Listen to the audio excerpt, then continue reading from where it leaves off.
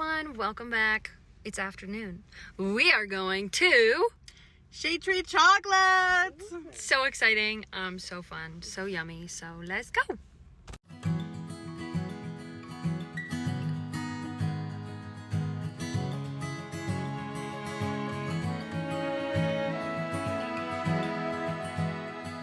Welcome back. We are here again at Shade Tree Chocolate about a year later. Totally about a year later, yeah. So we're sitting down with Celeste. How are you doing? I'm good. Awesome. I'm excited. There's some really cool things coming up. Yay! Yeah. So for folks who maybe haven't seen our last episode with you, would you mind just telling them a bit about yourself? Wow, that's like the hardest question in the world to ask. I am the, I got it. Here we go. I am the owner, CEO, head chocolatier, and chocolate dragon at Shade Tree Chocolate Studio. Chocolate dragon? Yes. What does that mean? I don't know if I want to get into all of the details about it, but I was kind of going through different titles, and I've like finally embraced like CEO because like sometimes you have like I go to say fear of missing out, but that's not it. Imposter syndrome, and I might have talked about it last year, but it's sort of like stepping into the idea that I'm actually a legit business owner and like I have something to contribute as an experienced business owner.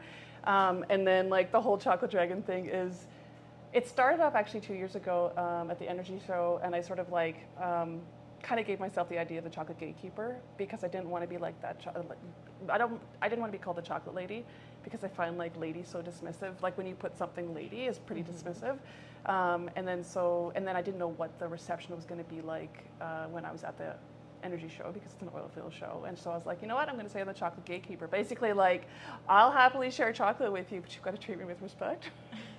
And then because that word was a little bit like it can be taken different ways and it's pretty controversial sometimes. I was like, okay, so what do I want to identify with? And the idea of a dragon came up. And so I took on that role for myself because like dragons either protect their horde or they're like, they're magical creatures. They're not necessarily associated with like human characteristics necessarily, but like there's a lot of different definitions around dragons, and I sort of like the imagery of that for myself. So, and it stands out on business cards. Oh yeah, yeah. I bet. That's amazing. I absolutely love that. I'd never heard that before. That's why I asked. But I'm happy for you that you have a title that you're happy with, as well as feeling confident stepping into those roles. Because I know when we came last year, you've been the CEO and head chocolatier and all that, but I imagine it's a completely different world actually being the one in those positions. Yes. I have never done anything that cool, so I don't know. But I mean, it's like taking on the position, and there's a lot of people say like fake it till you make it, those type of things, but it's sort of like it's still. Recently, I like to say it's like mental gymnastics, the things that you have to go through of being like, you know, like I can pretend to be this role, but am I this role? Or like, am I comfortable saying I'm in this role as opposed to like, oh, I don't want to say that. I'm just like, I'm not an expert. I'm not a blah, blah, blah, whatever. So I don't feel comfortable with those. But I'm like, you know what, it's time. And so it's just like me being more comfortable being like embracing it and being like with like authenticity as opposed to just like pretending.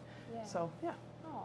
Yeah. And I imagine too, could perhaps be difficult depending on the individuals you have around you, and sometimes being a female in certain situations, or like regardless, like there's factors that go into things where people can make you feel like you're not fit for those roles, and then having to like fight for yourself in that respect. I think there could be some of that. I think I'm really lucky in the people that I've surrounded myself with in Grand Prairie. There's some really kick-ass female like women that are in leadership in Grand Prairie, and not all in leadership, but like it's like the culture that I'm a part of. I don't know if there's no space for that, like for being treated less than whatever it is. And I was like, I don't have time for it either. So I'm just, that's not me necessarily going and experiencing that in more traditional places. Like if I wanted to go to the bank and ask for money, or you know, go to a huge organization that has a lot of money, and so like power and money, whether or not I would feel that way going into those. But like in Grand Prairie and the people that I've interacted with, I haven't felt any of those, like I had to like fight for anything or whatever. I don't know if it's just, maybe I just don't have time for it. We'll see what it's like when I go down to the conference in Calgary, because it's a different crowd of people, right? And so, you know, like I have some great aspirations about what I want to get out of that conference, but we'll also see what it's like, because it's totally a white collar conference. It's not Grand Prairie. It's a way bigger city. People are coming coming internationally, and like, you know, lots of government, that type of stuff. And so like, I mean, I'm hoping that I still have a really good experience, but we'll see what it's like in a different, I don't want to say a different caliber of people, a different culture of people. Yeah. I'm sure you'll have a wonderful experience. And I'm happy to hear that what I had mentioned hasn't been your experience, because I know for some of the folks we've talked to in other cities, that has been their experience. Absolutely, totally, it exists, don't get me wrong, And so I love the camaraderie and the community that Grand Prairie has, because like you said, you don't have time for it, no one really has time for it. So. Well, and I don't know, like, because I am more of an extroverted people and I'm comfortable asking for what I want, not always, I mean, but to a certain extent, more comfortable than some people, maybe it's not my experience because I don't allow those experiences to happen. Like I go out and ask or say, I don't know, it's just putting myself in a position where I'm not in those positions necessarily, where I feel like what I'm trying to do is being pushed down or disregarded. And that's beautiful, because it shouldn't be for anyone. It shouldn't be, but you know, like hopefully when I come up against it, like I can navigate it with grace or with like knowing where my boundaries are and that type of stuff. So, kind of combining Grand Prairie community and the company that you've built, why do you think it fits so well in Grand Prairie? Why? I know, I saw that question on the list. Like totally with ego, it's like maybe because I say it fits well, right? Like, hi, I'm here. You know what? I think a couple of the reasons that it fits well is because Grand Prairie is still like a small-ish town. It's not a small town. I mean, it's still pretty big, but it's growing really quickly. And so like there's still so much space for almost any kind of business to be here, because like the market's not saturated. I don't mean specifically with chocolate, but I just mean like with anything. Like if you go to Edmonton or Calgary, they're much bigger cities, different attitude, but the market is not saturated. So there's still a huge potential for a lot of things to be around. I think part of my success here is a lot to do with my ability to connect with people and to like that networking piece, which is interesting because that's what I'm going to be focusing on when I go to Calgary. But sort of like being like, hi, I'm here, pay attention to me, but also delivering good product as well, right? Like it's not just like crappy products that I'm just like, you should pay attention to me and look, but it's sort of like, I think the some of the other pieces that really help with what I'm doing is my experience outside of Grand Prairie. And so I'm bringing that experience, like, so I can't remember if I mentioned this last time. So like before I was ever in this role and moved to Grand Prairie, like I was an admin assistant for various organizations, and a lot to do like with provincial and federal government. Actually, it's federal government.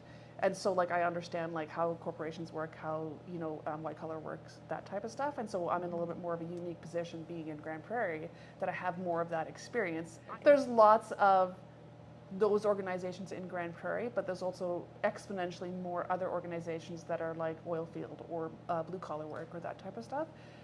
And so like I think this could just be my ego speaking, but those experiences coming in from bigger cities and having other experiences than perhaps what's available here allows me to navigate some of the other things that maybe someone else not starting up with that experience and background might have a bit harder time. So I don't know if that answers it, but yes, that absolutely does. You're coming from a different background but it's one of those things, what are they called? Transferable skills. Do you know what I mean? Ooh, so yeah, well done, well played. That's a good one. Thank you.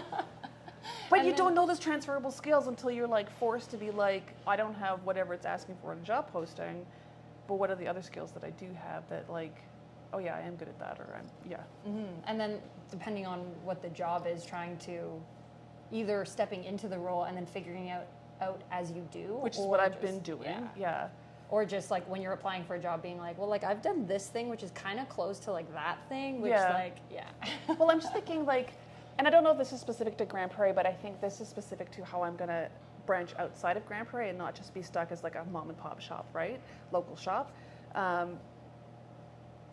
Because I've worked government before, because I've worked corporate before, there's things that I know that are there that I can ask about, or like organizations that I can access because I've known about them before, whereas like somebody else who hasn't experienced that wouldn't even know to ask about those organizations.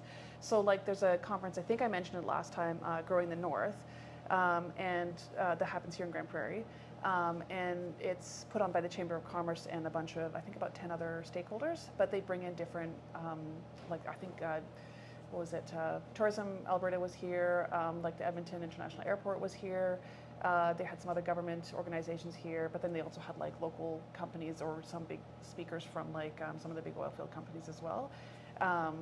And even just knowing about that conference and knowing that I can access it and then being able to access the other types of organizations or people that were there has been like huge in increasing like the network I'm able to get through.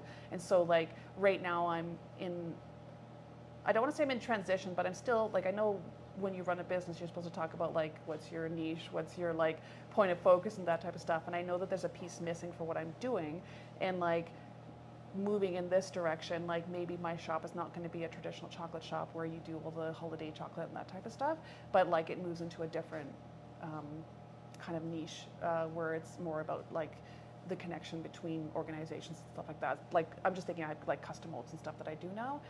So like I'm sort of exploring like what is Shade Tree Chocolate Studio as an actual like niche, and what am I doing? Still exploring artisan chocolatier, and I mean artisan chocolate and stuff like that, but like how is it going to apply with like where my skill set is? And how has that exploring process been for you? What's that been like? I want to say it's daunting. It's not daunting. It's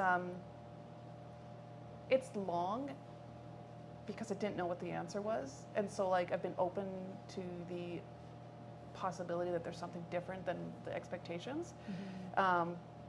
Because it is really hard to be like, come into my shop. Like, I mean, there's one of the questions on the thing that's talking about like, what do you have planned for summer? I was like, I don't have anything planned for summer in terms of like chocolate because it's a low season. And so like whatever that magical formula is for getting people in the door is still elusive. Like I haven't figured it out yet. And so like, and realizing that like foot traffic is not where my main business is at. I love serving the foot traffic. We love having people come in here, but I also know that that can't be it's not sustainable for that to be my main gig. And so that's why I'm like looking at like adjusting how the shop looks or how it functions. So. And that balance, the process in coming to terms with, okay, I can't focus all my energy here. We need to be, going to conferences and trying different things and finding new ways of doing things. What was that learning process like? I'm like literally in the middle of it, like this weekend in the middle of it, because I knew it's something that I was looking for, but like, so this conference that I'm going to, I know I keep talking about it, but it's totally current. This conference that I'm going to, it's called Inventures, and it's a big innovation conference, and there's going to be like angel investors there and people that have like different, businesses that, there's like 5 different streams, I think, like some with healthcare, some with like farming and agriculture, some with like renewable energy, and I think there's a few other ones that can't think off the top of my head. So me going down as a chocolate shop isn't directly related because I don't have any like cool new inventions that I'm like taking down there. I won't say how I got into going to the conference, but like I have an opportunity to go. But what I decided, like literally in the last 2 days, because I was like, how am I going to position what I'm going to do down there, is like, I'm going to go ask people what their business models are, or like the coolest business models they've ever come up with, because I know there's so much information that I don't know. Also, it is outside of my industry. And so like going to talk to people that are outside of my industry, it's not like, well, we just do it this way because this is the way it's always done, right? As opposed to like literally going to an innovation conference and like going to find like, go talk about what's different or like how they do things differently. So I like literally just made that decision yesterday. I was like, oh my God, I know what I'm doing at the conference. And then the other part is on networking. And I don't mean me networking, which is gonna happen, but like talking to people about, I have to sort out what my questions are for them, but like, talking to them about like what, like their favorite ways of networking, like what do they go into something in a networking capacity? Because I want to do a talk to one of my, not a talk, but like a presentation to one of the groups that I'm in about networking. But it's like so many times networking is like this like big like anxiety based thing that people like, they assume it's X, Y, and Z, and it's so not X, Y, and Z. Like it's not the slimy salesman approach, which is what a lot of people think it is, and they don't want to do it, and I don't want to do it either. And so those are my intent for going down to this conference now, is that like I'm going to learn about some really cool things in the sessions themselves, but like this is going to be my intent of actually talking with people. And as a peripheral thing, they'll know what I do for my business, but I'm not going there to be like, you should buy chocolate from me, right? So I'm not going there with a sales pitch to them, so it makes a more comfortable interaction. But there's a possibility that peripherally, I'm still going to get business contacts because of my approach to what I'm doing there in a completely different, unrelated context. I don't know. I'm so excited about it. That's awesome. Yeah. Well, I think it's awesome. It is. Like, I'm trying to think. I don't think I would have thought of doing that. Like, that's such a great take on how you can kind of steer it in the way that it's still going to benefit you. You know what I mean? Because if you go with the slimy sales pitch, like, everybody's going to be like, ew, get away from me. This is not what I'm here for. And I'm like, it isn't what you're here for. Yeah. So I've got a bunch of, I'm literally taking chocolate with me, and okay, I'll say it. So they asked me to provide chocolate for the VIP room. So that's how I got involved with it. And then one of the options they said is if you want to negotiate a ticket to this conference, then that's a possibility. I was like, oh, I'll come back to you with an offer. And it was wonderful. So I'm so thrilled that I get to go. But like, even with the other conference I was talking about, Growing the North, it's like, it's not specifically geared to chocolate, but I feel like because of my capability of being able to interact with people and talk to them, it's a huge benefit because you don't see other chocolatiers in these events. And so like having the conversations with people, like understanding the stuff that they're going through, or like the conversation that's happening in the community, I think is of huge benefit to my business, because then I don't sound like an idiot when I'm talking to them. And I think having that ability to come at it from, what am I trying to say here? It's like not the norm way of thinking that you're going to a conference. Yes, exactly. I really understand, because sometimes you have to be like, well, I didn't get this many contacts to like send my email to buy chocolate from, but I'm like, no, but this is what I learned from it. This is what I learned from the people, and I think that is where networking actually needs to be. Oh, 100%, because I think sometimes individuals will be like, oh, that's not for me because I can't sell chocolate there, or oh, I can't do my thing there. Yeah. But that's what I'm trying to say. Like, you're changing the approach in order to make yourself fit in these events, as opposed to just being like, oh, the door is closed, I can't go. Right, exactly. You know? Well, I was talking to somebody else, because there was something I wanted to get into at this conference. I'm not going to say what it is, just to like, so I don't embarrass myself. But I was like, oh, I don't know if I should go because I really have nothing to offer that room. And this person is like, yes, you do. And then when I like talked to my sister like later on, like after I got on the phone, and like it was sort of turning the perspective of like, yeah, well, I may not have something to offer as a chocolatier to this room, but I have something to offer as like an advocate for Grand Prairie. Like, come to Grand Prairie for these reasons, and also like, because like I've like, you know, I've lived internationally, I've been to an international school, like I'm not from Grand Prairie necessarily, but I also live here and live in the culture of what is Grand Prairie. That's where it's like those, the transferable skills, right? Like, it's not chocolatier skills, but this is still a skill set that I have.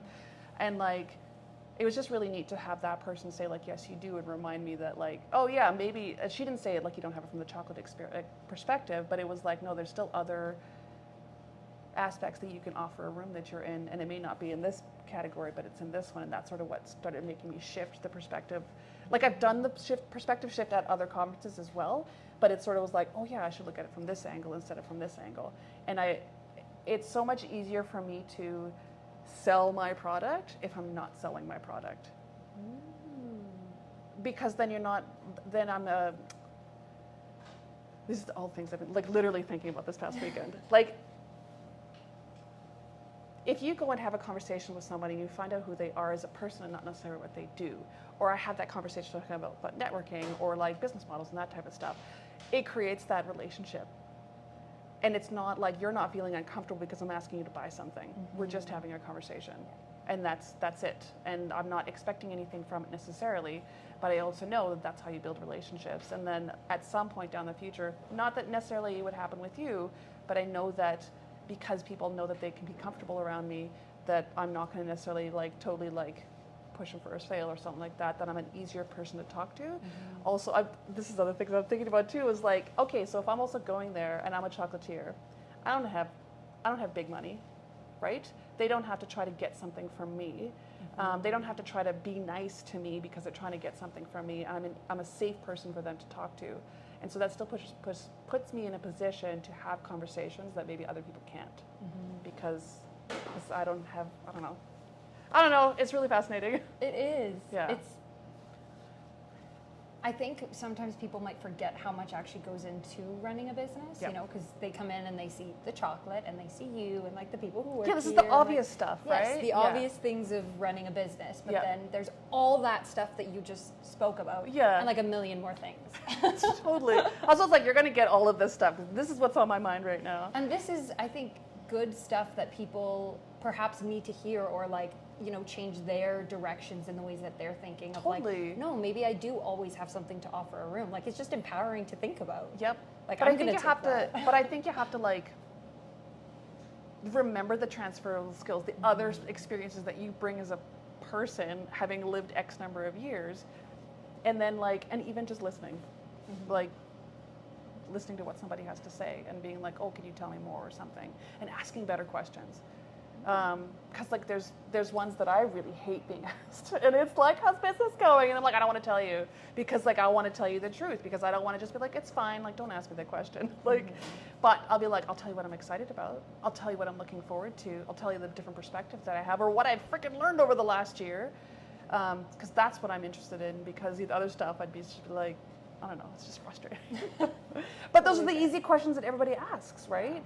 And so like if you go down, I don't want to say if you go down there, but I mean like if you go into a situation, beforehand come up with some better questions that are leading questions, not a yes or no question, that like starts a conversation.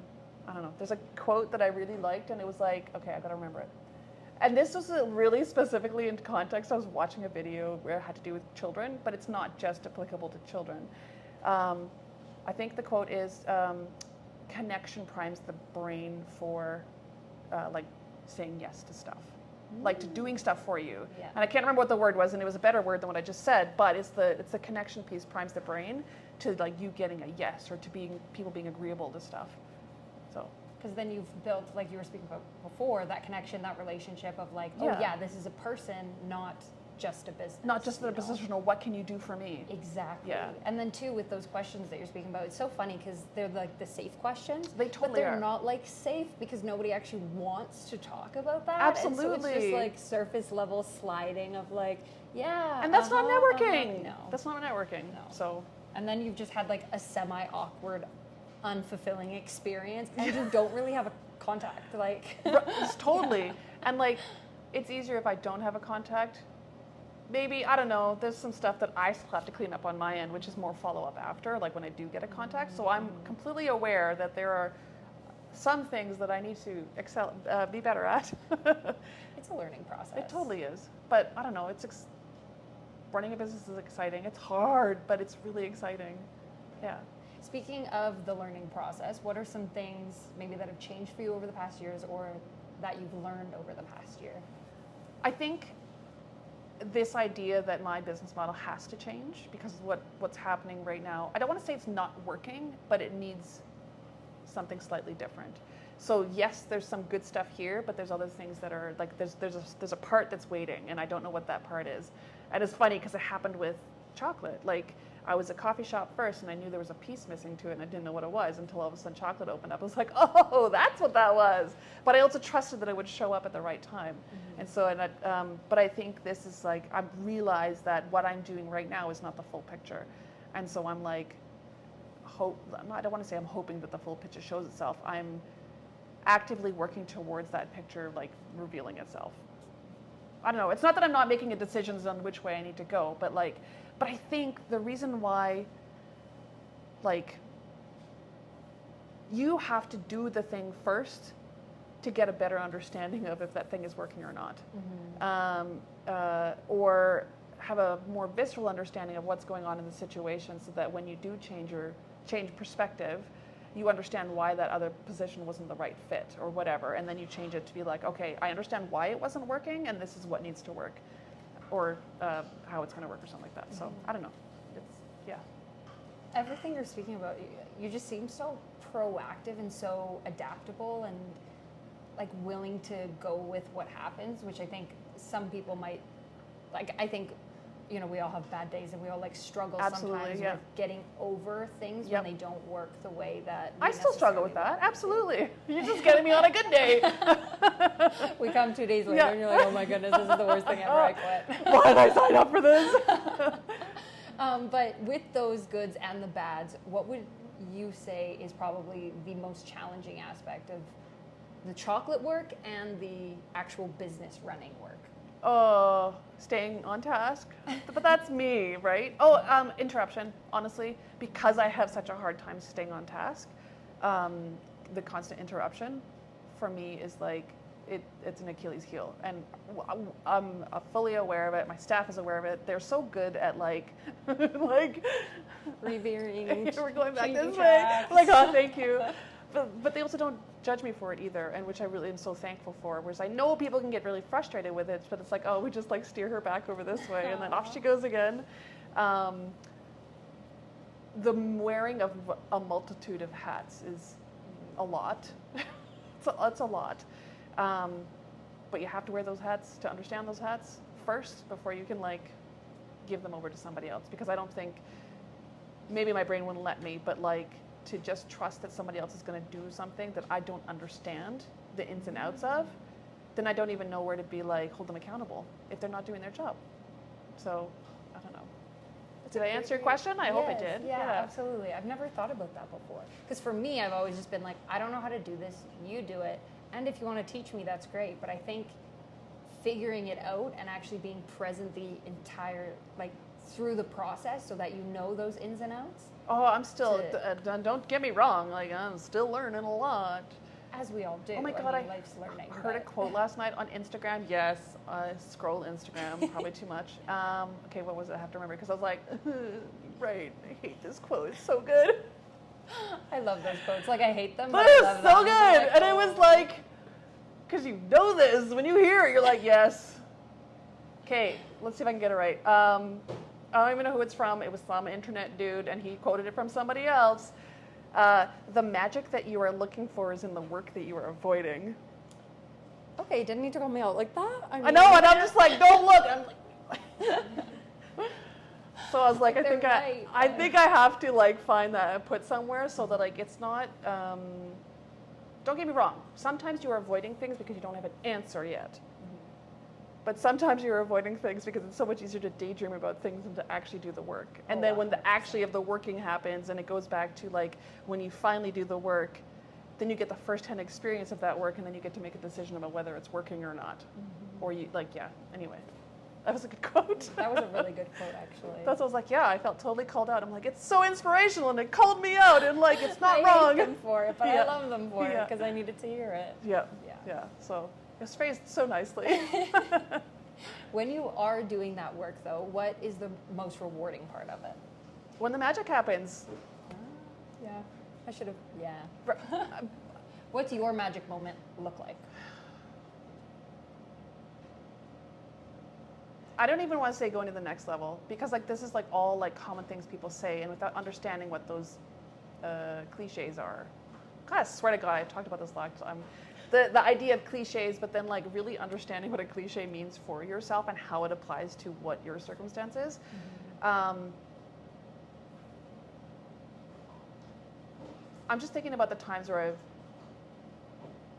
we talk about things that we don't understand how to do them, right? And then they just get put back, or we know it's just going to be like a Herculean effort to like start the process. And then you're finally like, I have to do it. I can't avoid it anymore. I have to do it now. And sometimes it's way easier than you thought it was going to be. It took way less time. That's so annoying. It's the worst. But you've been putting it off for months. But I think it's just the understanding and how to apply it better after you've done the thing, or you get a better answer and being like, oh, I don't have a specific instance I'm thinking about, but like,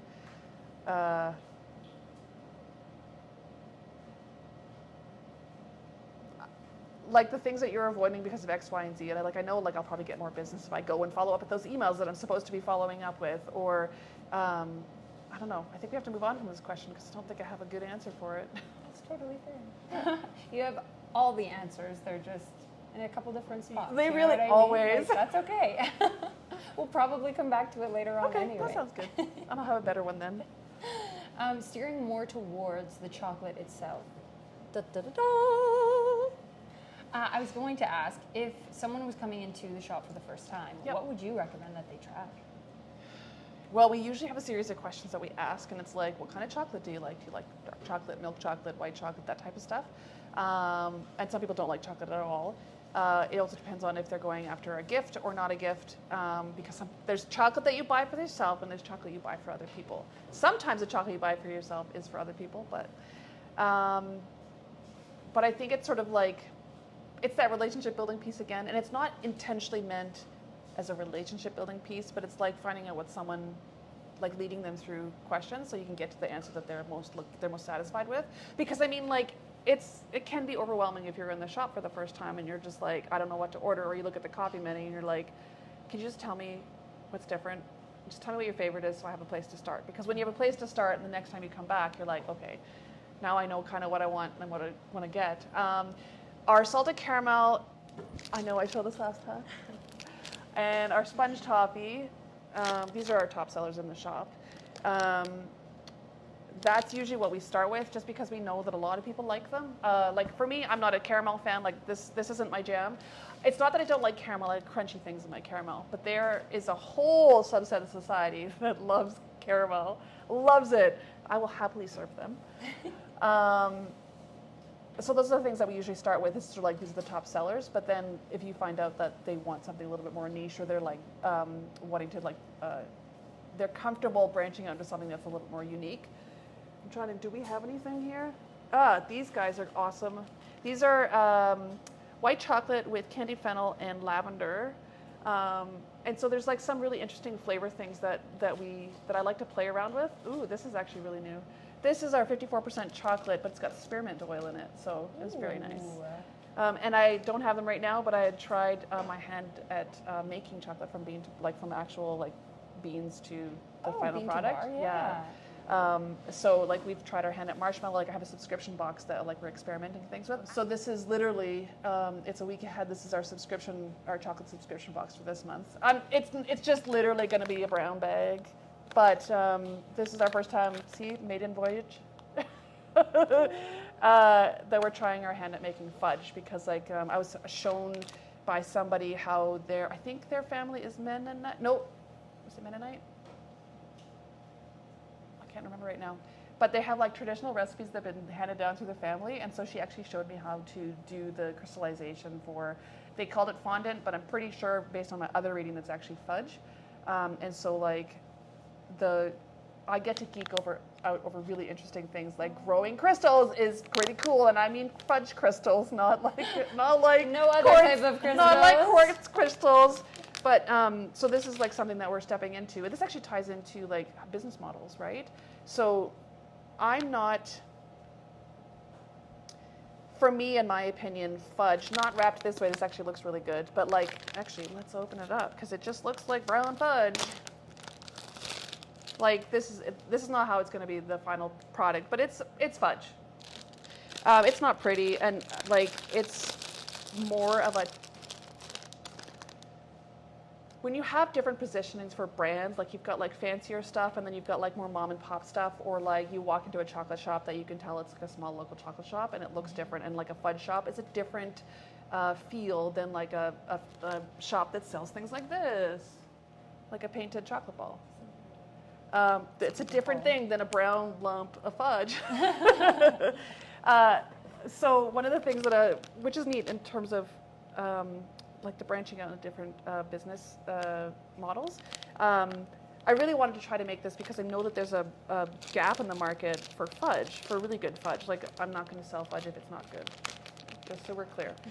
But then I was like, but I don't want Shade Tree to have a fudge brand because it sort of like lowers the brand in terms of like perspective, like how people perceive it, or that's my opinion. But then I came up with the idea, and I'm going to play with it. I still have more to develop on the fudge side of things, but actually adding like a secondary brand. One of the ideas I'm playing around with is the leaves of one tree. Oh, that's so cute. Yeah, like it's a fudge brand, but it's not Shade Tree, but Shade Tree potentially still sells it. But it's like repositioning it, being like, we sell it, but it's a different company that does it, right? But it's just like, is it a sister company? Like it would potentially be. I haven't completely figured all that part out, but all of a sudden I was just like, okay, well you rebrand it as a different company, right? And so then it separates it, or Actually, so I was at the Energy Show, which happens here every 2 years. Last week, I promise this ties in. I believe you. I promise this ties in. I'm invested whether or not it ties in, let's just be honest. So I was talking to a friend of mine, like I went out to see, he works for one of the oil field companies, and I actually had chocolate at the show, which is really cool. Like as part of registration, you pick up a chocolate, right? So cute. Well, it's got to get business somehow. Yeah. But I went out to hang out with him as all the trucks were coming in, and then you get to notice all the different divisions on the trucks, and I was like, the branding was so good, and like each division, like literally it's the same colors and one of the same logo pieces, but it's a different division of that company. And I was like, that totally makes sense, but it was still like a whole cohesive unit, but it's very obvious that like this is like the drilling section, and this is the, I don't know if it's parts or something like that, I don't remember all the pieces of it, but it was obvious that they were different parts, but they all like were cohesive. Yeah, and so I thought that was really interesting. I was like, that's a really interesting tie-in, right? Mm-hmm. So I mean, like this could be like the confection side of stuff, and it could potentially be a brand that goes out by itself. They don't get to have the fancy shade tree stuff, but here's the fudge stuff, and it's like, you know, it can go into places like gas stations or like grocery stores and that type of things. Whereas like it takes so much longer to do the fancy stuff with shade tree that they won't go there, or they can't travel as easily, so they don't go there. So it's just that's another learning piece that I'm working on and seeing how it all fits together. So I don't know, it's fascinating. So do you ever get a break, or are you just constantly Oh, doing... Did you really just ask that question? Because I have an answer for that one too. Okay, so no, for a long time. And I've had to really, last year, February, March, April, I was extremely burnt out because of a series of conferences I was going to, and you know, you've got Valentine's Day in there, you've got Mother's Day in there. Like it was not good in terms of like, I really had to like manage how much peopling I was doing because I was like seriously on burnout. This year, coming up to the same second conference, I was able to go out and have a good time. And I'm an extroverted person. Because that's was like, you know how burnt out I was when I was like, I need to go back to my hotel room and I cannot people because I have nothing to give. And this year I was able to like go out and actually have a good time because I managed myself up until that point because the same series of things was happening. That being said, I used to salsa dance. Salsa dance? Yeah, I was a salsa instructor. Yeah, I was a salsa instructor here in Grand Prairie, and I've danced for a very long time, like 20 years. And I thought that was done because when I closed down when I was teaching, basically I was pregnant, gonna have a kid or second kid, maybe a second kid. Yeah, second kid. And then I was this coffee shop, chocolate shop idea was just starting at the farmer's market, and I'd done 7 years of teaching, and I was like, I'm so done with this. Like it's run its course. Mm-hmm. And I thought that it was done. And last August, somebody else in the community, like I've been out for years. Like I've been out since like 2017, not dancing, nothing. Someone started running dance nights back in August. And I was like, you know what? It's time to go out. COVID's over. I'm good with going out and getting close to people again. And I'm going to go out and do it. And I found, because of the serious mental overload that I have with work, it is one of the best breaks I ever get is literally going out dancing because once a dancer, always a dancer. So it was still there. But like the serious mental break I get from dancing is more better than the weekend. So like with dancing, you cannot think of anything else except what's in front of you because literally you cannot think of, you've got to listen to the music, you've got to like time what you're doing, you've got to like figure out what you're doing in your head and then execute it, right? It's such a perfect mental break, like better than TV, better than like scrolling, like death scrolling, like better than like just taking a walk, although taking a walk is really good. But like that has been, I loved it for many years. But now I love it even more because it's so much more valuable to me in terms of how much I needed. Or maybe I didn't know how much I needed until it was gone and how much it was benefiting me unbeknownst to me until like it was gone and now it's come back and all of a sudden I see like, oh my gosh, this actually like is of huge benefit. Just to get that break where I can't think about work, like forcibly can't think about work. Yeah, and then do something I still love. Aww. Yeah. And then that's also good for like your mind and your body, you know, because then you get to move around? Because I imagine like if you're on the computer a lot or dealing with a lot of people, it's very one spot type thing. Absolutely. Whereas like getting that movement back in, it's refreshing and exciting. And so, like I said, I think before the video started, I was going to go dancing. But I'm going dancing. Like, yes, I'm going to the conference, but I'm going dancing too. Because I also don't get a huge dance community up here. So I also I'll get to access it down there. So. Oh, that's so exciting. This conference is going to be so great for you. I love it. I'm so excited for you. Coming back kind of to, because you were mentioning the fudge and trying chocolate from like bean to bar. What was that experience like of dipping into yet another thing you hadn't maybe done before? It's really good in terms of like, because when you get stuck in the day-to-day of everything, and I know I need to like restock the shelves of our regular items, for me, having ADHD, it gets boring. Or like, it's really nice to be more inspired about a direction that I'm going into, and like a whole other category as opposed to like just one new piece. It's like a whole other category. I'm not necessarily excited about fudge because it's in terms of like, I love fudge, I'm going to eat fudge no matter where I go. That's not who I am. But in terms of like, understanding how those crystals works is so freaking fascinating.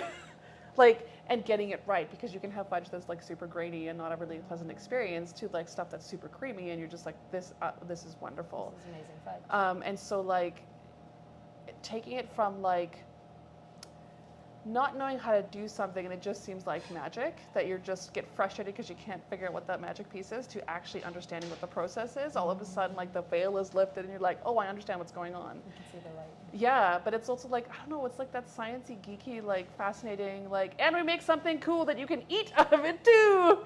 So that part I'm finding really fascinating.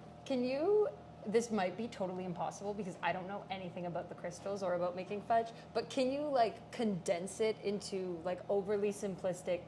I will try my best because I'm still learning. Yes. So you have to make a sugar syrup, and then you take it up to a certain degree, because the hotter you get, the harder, like when it cools down, it gets harder. So it's called like, oh God, for those people who actually know what these things are, I'm glad you know more than I do. It's like softball stage all the way up to hard crack stage. And so like the higher you take the temperature, the more harder the sugar is going to get at the end. So for example, this caramel is softer. Okay. Don't quote me on the degrees, but fudge, I think 118 degrees you take it up to Celsius. Caramel, I think, is like 125 degrees Celsius. And then something like sponge toffee, which is like really hard, it's like 147 degrees, I think, if I'm right at remembering. Look at me giving away all my recipes. Sorry. That's okay. No, that's totally fine. So you take the syrup up to a certain degree, and then you have to let it start cooling down. Like once it's done, we bring it over to the counter, the marble table. And then you have to let it cool down to like 50 degrees or something like that. And they said you can't agitate it yet until it gets to the 50 degrees, because I think it starts creating like larger sugar crystals, and so that's when it gets the more grainy texture in your mouth. And so you wait till it cools down and then you start moving it around. Oh, that's why they have like let it cool for X amount of time. Yeah. I never listened to that. That makes so much sense. Because so you can actually get the smaller crystals. Then there's two really fascinating things. Like, so you move it around. I don't want to just say you move it around. It's full on like muscles, and you're like paddling this thing around. You're like, there's a lot of groaning. It will seem really like gummy and stringy for a long time, and then all of a sudden it just goes like this and it changes texture. Whoa. It's so fascinating. It's so fascinating. That would be so fun. It was, but I wouldn't have known that without my friend showing me. Yeah. I would have been like, is it done? Okay. Ta-da! Well, and I think some of the ones that we did, I didn't do it long enough, but it needs more experimenting. It's more experimenting because I think the chocolate we put in it might have a factor to play in it, but I also may not have done it long enough. So there's still more experimenting I need to do. The second coolest thing is that there is a way to make fondant, and I don't mean like cake fondant that you shape, but it's still the same sugar crystal type thing, and you make it, and it doesn't have dairy and stuff in it. You make it and you set it aside. And then when you go to make the fudge, you actually add a portion of this fondant to it, and it crystallizes. It starts the crystalline process, And it's like, so when you do the first part that I was telling you about, it'll take 20 minutes of tabling, like moving this like sticky, hard mess around to get to where you want it to go. Or you use the seeding one and it takes like 8 minutes. Oh. It's so fascinating. It's so fascinating. Oh my gosh. Yeah. Right? It's like it's science. So cool. It's like, but way it's not even cooler it's not science. even like science. It's 100% is science. But it's cooler science that why didn't we learn that in school? Because then I would have done better in science class. Because that's there's like fudge at the end of it. Exactly. So, Chocolate Dragon. Yeah. CEO. Yeah. Scientist. Yeah. What can't you do? Well, I'm not necessarily That's crazy. scientist. I'm just going with other people like tell me. Basically scientist. Everything you just said, I'm like, that's science. You're a scientist. So I love that. It's for so you. like I said, it's so fascinating. Yeah, that's so cool. It's neat because it's similar, I think, in the concept of how you actually seed chocolate to get it tempered properly. So you're literally growing crystal, like seed crystal, like crystals. Yeah. Whether it's in the cocoa butter or if it's in the sugar. It's so fascinating. I remember you mentioning that, like when we were dipping the ice cream bars, and yeah, that's so cool. I love that. Wow. Okay. I get to do cool things in my job. Yeah, you're so lucky. Wow. You know what? I'm gonna go home and try and make it, and it's not gonna go well at all. Do you have a marble counter? You a picture. Yes. Yeah. That's awesome. So. Then do that. Perfect. Make sure you have a candy thermometer. A candy thermometer? You have to have a thermometer so you actually know what the temperature is. Oh, this might be a little more work than I anticipated. It's not hard. You can go. You can go to Lee Valley and get their thermometers. They're just fine. Okay. I'd do an instant read thermometer, so you can get a fast one. Don't bother with those stick in the pot candy thermometers. Just get an instant read one. I promise, you won't regret getting an instant read thermometer. Okay. For everything that you do, even cooking meat and everything, you will not regret it. Oh, really? Yeah, like you know how you're like questioning about whether meat's cooked or not? Yeah. Do you know they have temperatures? It's good at this temperature. Stick the thermometer in, it's done. Oh, wow. Yeah, it's really good. You should get a digital thermometer. I actually should. This isn't like a, what's the word, sales pitch for No, because I don't sell thermometers. We don't sell thermometers, just for the record. But if you want a good one, the Thermopens, they're really expensive, but they are so good. Buy one today. Right? But not for me. Awesome. No, but seriously, if you look up all the chefs, pro chefs and stuff like that, watch the thermometers they have. They're almost all of them are Thermopens. Oh, really? Yep. Oh, wow. So we're like, she's not even making this up. I was kind of just going along because I don't know anything. I was like, no, Thermopen. I love it. If someone were to try your chocolate, if anyone in the world could have some, who would you want to try it? Oh, I still hadn't come up with the answer to that question. Oh, we can come back to it. I can skip. No, give me a moment to think about that. Oh, I know, Ryan Reynolds, duh. Oh my gosh. That was such a good one. Like I was trying to build like, hey Ryan, if you see this, because I doubt you will. Ryan, when you see this. When you see this. I was actually, I haven't even told you guys this. I was working on some chocolates, and I'm saying this only because I haven't finished, and I probably won't. I was working on chocolates that were themed around Deadpool 3. Oh my god. And I had all this idea of like, how do I get his attention so he sees these? So anyway, that's why I'm like, Ryan Reynolds, he can see my chocolate. We're gonna post it. Yeah, we're gonna post it on. Isn't it called X now? We're gonna post it on. Okay. Whatever it's called. We're gonna post it on something and then tag him every single day, and then he'll eventually see it. We should do it. Okay, wait. So I have this one, and it was supposed to be for Sean Levy, and you know he's done Stranger Things, right? Mm. And so like I've only got 2 definitely made, and there's the Ryan one and I haven't made the Ryan one, and I haven't made the Hugh Jackman one yet, but I had ideas for them. I just have to execute them. So the Sean Levy one is called Stranger Things, and it's white chocolate shell, and on the inside it's got nerds, and it's got lemongrass melt away. Oh my gosh! It's such a good combination, but it was like a nerd because everybody's a nerd in the film industry, and it's called Stranger Things because it was a strange combination. Oh, that's so cute! And then like, what did I want to do? I won't talk about the other one because it's based on a rumor, and I haven't had that rumor verified yet. Totally fair. Who's doing the music? Okay. So I will hold off on that one. And then like I wanted to do the Ryan Reynolds one was supposed to be like a dark shell on the outside for Deadpool, but on the inside, I wanted to tie in because Blake Lively has Betty Buzz, and so like I was going to try to do something that has to do with like a mint mojito. Oh. For a couple different reasons, and I had to figure out the part of how to do the gin part because of aviation gin, and then a mint mojito for Mint Mobile, and then the Pop Rocks because of the buzz from Betty Buzz, because it's what makes up his person as opposed to the movie on the outside. Oh so I was my like, gosh. I was so good. This is so well thought out. It was. There's some execution parts that I haven't done yet, and Yeah. that's why it's not made yet. But I was like, oh, I want to do this. I genuinely think if any like celebrity would be down, it would be him. He gives such good vibes. Totally, and he's like from Vancouver, isn't he?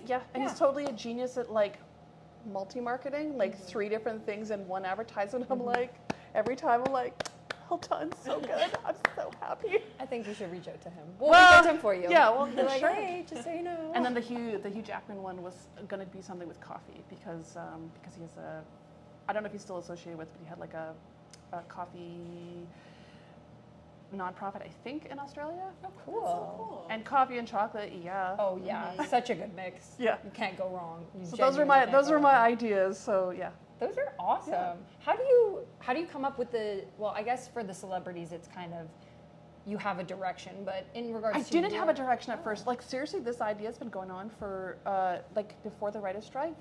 I was a year before the writer's strike, and then the writer's strike happened, and then like, because what I was originally thinking didn't quite work, and so you know when I said sometimes you don't do something because you don't have an answer for it yet, and I didn't have the answer. I had the idea, a vague idea, but it wasn't a full answer. And then when I was like moved to the ideas of doing just the bonbons themselves, that's when more of the like pieces started coming together. So whether or not this project gets finished or not, what I really liked about it was, you know, when you have so many ideas in front of you, it's really hard to make a decision. You can't go anywhere. But when you kind of like narrow the scope, and all of a sudden you're like, do something based on this, this, and this. And all of a sudden your creativity like skyrockets so much more, because all of a sudden it's like having the rules in place gives you more freedom. Yeah. So limiting your options. Like so much more freedom, right? And so like when I changed it to a bonbon idea, because the original idea I had was there were flat discs, but they didn't quite work. And then I was thinking about the different things that he's associated with, or like a play, like not necessarily a play on words, but it was just sort of like, these are the parameters I want to touch. What can I come up with that like goes together? And I want it to taste good too, right? Yeah. So those are I don't know. So I found when you narrow your options and put up boundaries, you actually have more freedom and more creativity, because you're like, okay, this is the direction I'm going in, and now like let's go march in that direction. Yeah. in regards to your other chocolate, then, is that also how you come up with different combinations and new flavors? Like, do you give yourself parameters? Obviously not like a person or something, but how do you come up with different combinations then in that regard? I think it does, because, and it's usually my subscription boxes, which because it's an obligation I have to fill. So sometimes I'm less resentful of it than I was earlier, because I have to do it once a month, and so sometimes I'm trying to get other things done, but I still have to do this thing and come up with new things. When I branched out into it doesn't have to be all bonbons, it can be whatever I want. So all of a sudden I changed it into like, I'm going to work on the things I really wanted to work on. So fudge is one of the things. It made me less resentful towards the process, because all of a sudden I was like, I'm going to work on what I actually want, what I'm excited about, and then you guys get the results of it. But I try to balance out like flavor, because there's usually 5 things, that's 5 options in the box. And I'm like literally looking at those. Don't pan to them because they look like that. That was from last. They're marshmallow. I try to balance out between like a milk dark and white in whatever I'm doing, unless it's like something completely not chocolate related. Like, so if I'm doing marshmallows, or if I'm doing pâte de fruits, which is like a fruit jelly, then it's sort of like what is a good, like if I got this box, what's a good balance in it? And that's sort of like where I start with it. I found it a little bit easier when I was thinking more about the Ryan Reynolds box, because there was so much more boundaries on it. Like this person, this person, this person, what is their background? What kind of things can you tie into it? And then you start thinking of like how to make the connections between the piece, or like what kind of experience you want someone to have when they're eating it. Or like see something on Instagram and be like, I'm gonna try that. That seems cool. I want to try that out, and then do your own spin on it. Yeah. So I don't know if that's answered. Yes, it absolutely is. Speaking though of those subscription boxes, so people subscribe and they get chocolate from you once a month? Yeah.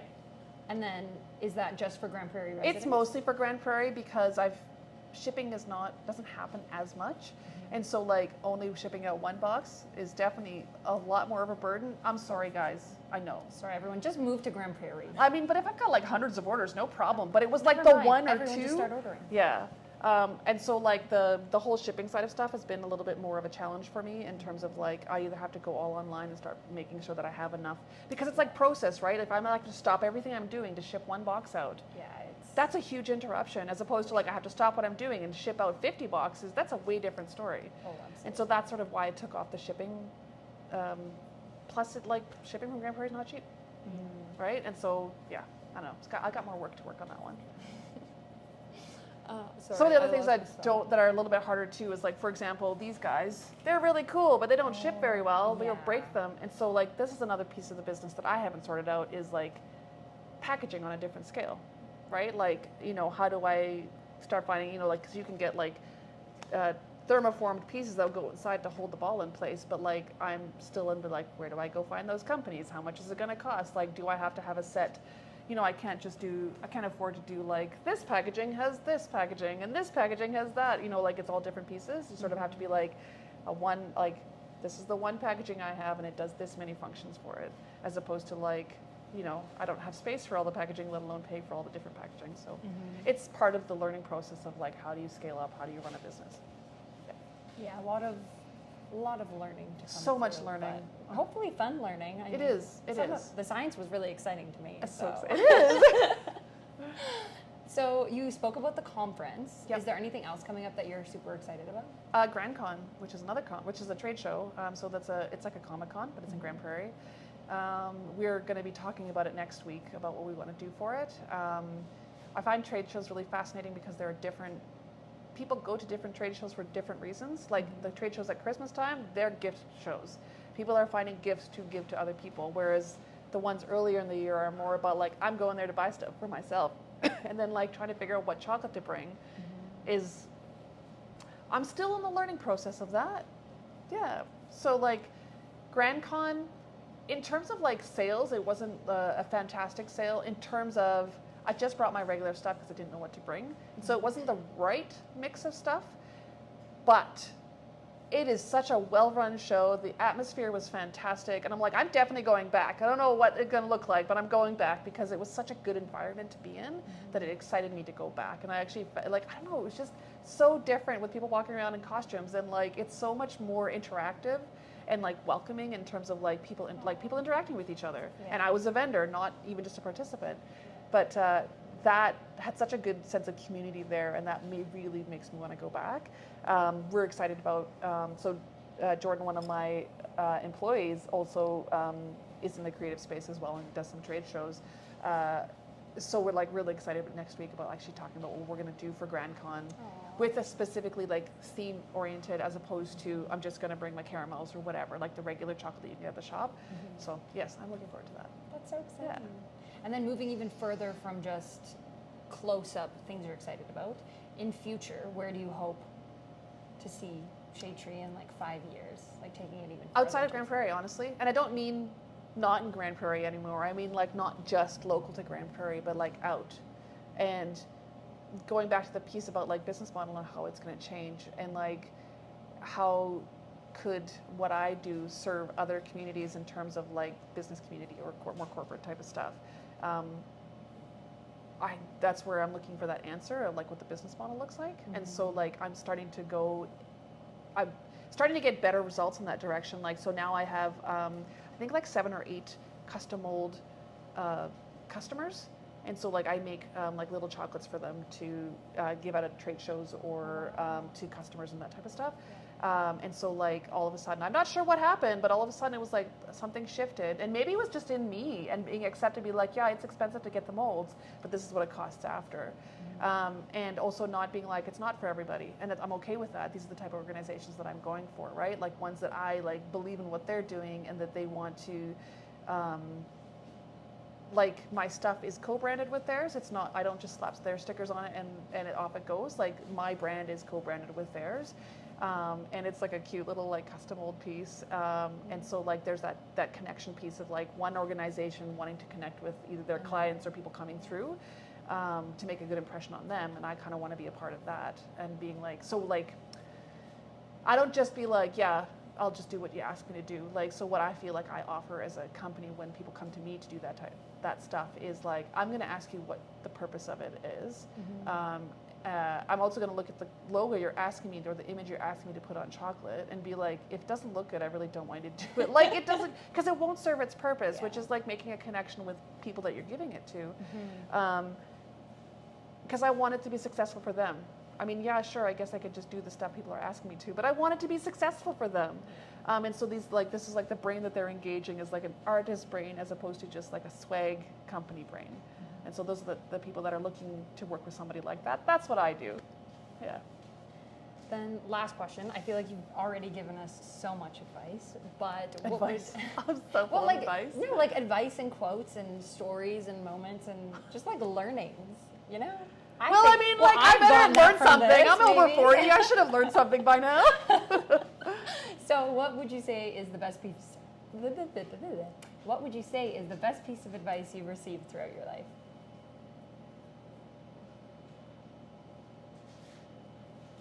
Oh, there's like, it's so weird because I'm not like a quote collector at all. Like, it's not been my thing, but apparently in the last like 6 months to a year I have been.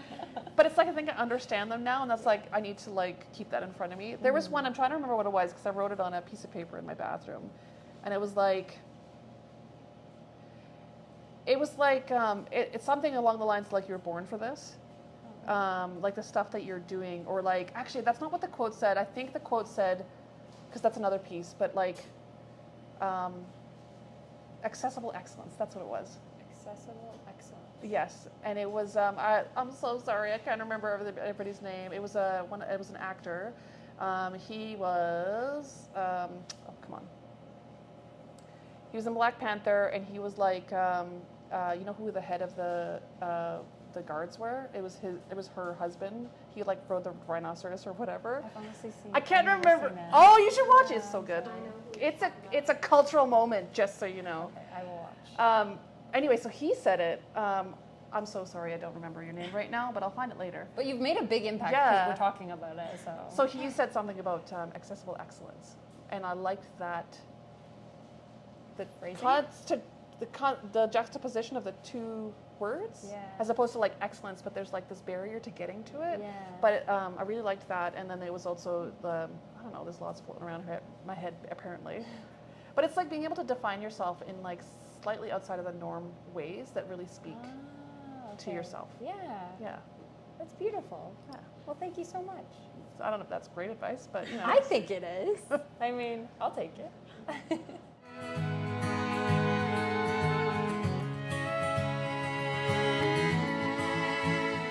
All right, hey everyone, we just finished up at Shade Tree Chocolate.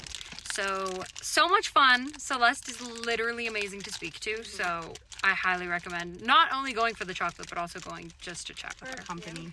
Yeah. So we're gonna do a little taste test for you. So I have the salted caramels. I have, it's their Earl Grey, like marshmallow thingy. It has chocolate. They don't really have a name for it, but it's an Earl Grey marshmallow, milk chocolate, and a cookie. And then I have, it's dark chocolate, dried figs, and cacao nib. So cheers. Yeah, cheers. Cheers. Cheers. Okay. Some ASMR for you all. Oh my gosh, so good. That's really good. Go get some chocolate.